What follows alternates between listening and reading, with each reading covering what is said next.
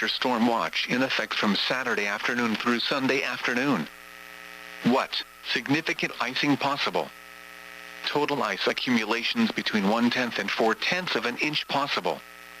Where? Portions of central, south central, southwest, and west central Louisiana and southeast Texas. When? From Saturday afternoon through Sunday afternoon.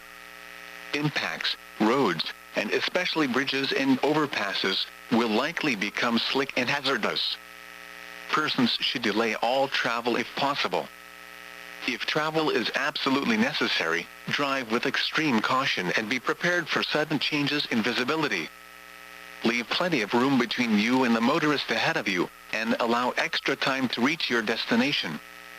Avoid sudden braking or acceleration, and be especially cautious on hills or when making turns.